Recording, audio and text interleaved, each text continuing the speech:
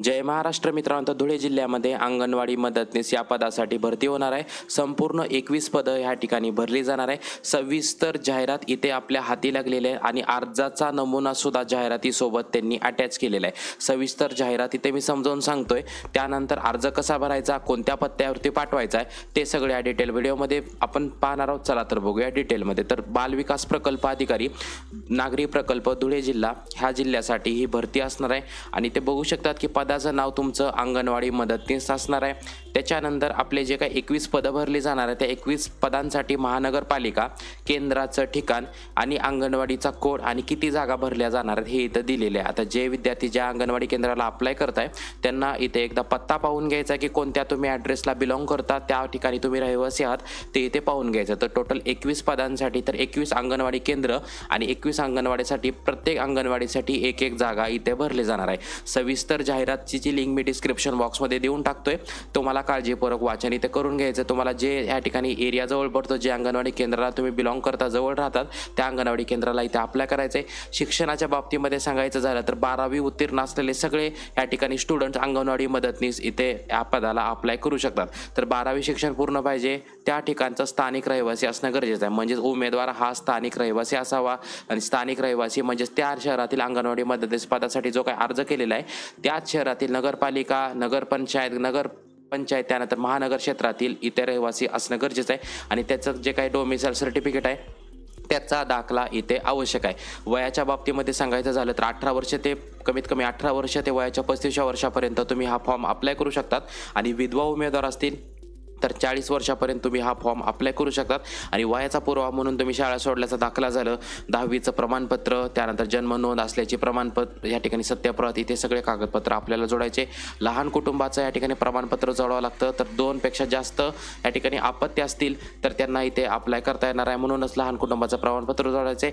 मराठी भाषेचं ज्ञान इथे आवश्यक आहे. म्हणजेच आपले जे काही 12वीची मार्कशीट झालं, आतापर्यंत जे काही मार्कशीट आहे त्याच्यामध्ये मराठी भाषेचा इथे उल्लेख केलेला असतो. तर मराठी भाषांसह उत्तीर्ण असणं इथे आवश्यक आहे. आणि विधवा उमेदवार असेल तर पतीचं मृत्यूचं प्रमाणपत्र, अनाथ असेल तर त्याचं इथं जे काय प्रमाणपत्र असतं, सक्षम प्राधिकारी बालविकास विभाग ह्याचं प्रमाणपत्र जोडावं लागतं.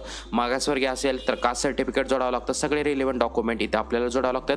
आणि याच्या अगोदर तुम्ही जर अंगणवाडी सेविका, मिनी अंगणवाडी सेविका, त्याच्यानंतर त्या क्षेत्रात जर याच्या अगोदर जर तुम्ही काम केलं असेल तर त्याचा अनुभव प्रमाणपत्र तुम्ही इथे जोडू शकता. त्यानंतर एका अंगणवाडी केंद्रासाठी आपल्याला एकच अर्ज करायचा. इथं सुद्धा दिलेलं आहे की एका उमेदवाराने एका पदासाठी एकच अर्ज करायचे. आणि एका उमेदवाराने जर वेगवेगळ्या ठिकाणी वेगवेगळ्या अंगणवाडी केंद्रासाठी अर्ज केले असतील तर त्याचा एकच अर्ज विचारात घेण्यात येईल आणि बाकीचे अर्ज सगळे रद्द केले जातील. सविस्तर माहिती सांगतोय तर शेवटची तारीख लक्षात घ्यायची आहे. तर 22 एप्रिल 2025 पर्यंतच तुम्हाला तिथे अर्ज सादर करायचा आहे. आणि 22 एप्रिल नंतर प्राप्त झालेले अर्ज इथे डिक्लाइन केले जातात. सोबतच आपल्याला शहराचं नाव, पदाचं नाव, त्यानंतर आपला संपूर्ण पत्ता, या बाबतीत कोणतीही खाडाखोडी ते करायची नाही आहे. निवड पद्धती सांगायची झाली तर निवड कसं होतं, तुम्ही जे काही 12वी केलेलं आहे, 12वीनंतर तुम्ही पदवीधर आहात, पदव्युत्तर केले, DED केले, BEd केले, त्यानंतर MSc केलेलं आहे तुम्ही, त्यानंतर हे सगळे पॉईंट्स या ठिकाणी कॅल्क्युलेट केले जातात. सोबतच तुम्ही एक्सपिरियन्स आहे तुमच्याकडे अंगणवाडी सेविकाचा, याचे सुद्धा इथे पॉईंट कॅल्क्युलेट केले जातात. तर इथे बघू शकतात की लेखी तक्रारसुद्धा या ठिकाणी दिली जाते. म्हणजे जे काय उमेदवाराचे अर्ज इथे फेटाळले जातात त्याच्याबाबत झालं. म्हणून आपण जे क्वालिफाईड आहेत, ज्यांचं एज्युकेशन या ठिकाणी फीड बसतं, त्याच विद्यार्थ्यांनी इथे अप्लाय करायचे. ओके. त्यानंतर 22 एप्रिल ही शेवटची तारीख असणार आहे. फॉर्म ॲक्सेप्ट करायला सुरू झाले त्या ठिकाणी तर 3 एप्रिलपासून फॉर्म घेण्यास इथे सुरुवात झालेली आहे.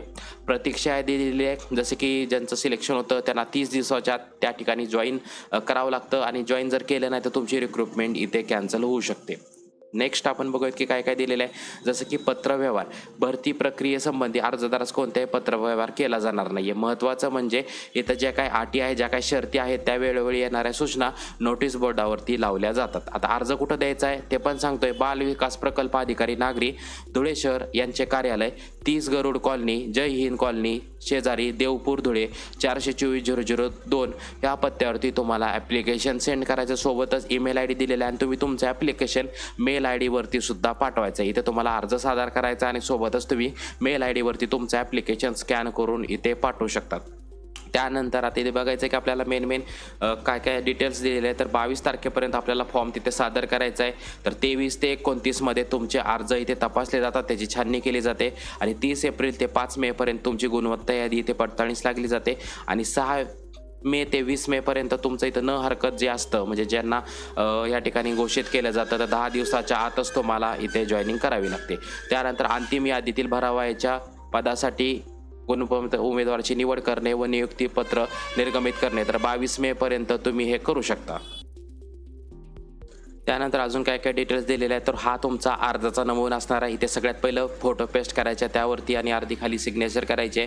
त्यानंतर आपल्या ज्या काय शहरात राहतो त्या शहरातील इथे या शहराचं नाव लिहायचं आहे. त्यानंतर तुमचं संपूर्ण नाव, विवाहित अविवाहित इथे लिहायचं आहे, विवाहानंतरचं नाव लिहायचं आहे. त्यानंतर तुमचा संपूर्ण पत्ता, फोन क्रमांक, जन्मतारीख आणि 22 एप्रिल 2025 तुमची शेवटची तारीख असणार आहे. तर 22 एप्रिल 2025 रोजी तुमचं वय किती पूर्ण झालं, किती वर्ष, किती महिने, किती दिवस पूर्ण झालेत हे इथे लिहायचं आहे. आणि लक्षात ठेवायचं की 22 एप्रिल 2025 पर्यंत वय कसं कॅल्क्युलेट करायचं, डेट ऑफ बर्थ कॅल्क्युलेटरच्या सहाय्याने तुम्ही तुमचं वय कॅल्क्युलेट करू शकतात. मागासवर्गीय असेल तर होय करायचं, नसेल तर नाही करायचं. त्यानंतर प्रवर्ग प्रमाणपत्र, अनुसूचित जाती, अनुसूचित जमाती याच्यासाठी आपण ज्यात बसतो त्या ज्यात ॲप्लिकेबल आहे त्याला इथे टिक करायचं आणि त्याचं प्रमाणपत्र जोडायचं आहे. धर्म, त्यानंतर कास्ट, सबकास्ट, त्यानंतर उमेदवार स्थानिक रहिवासी आहे का, होय.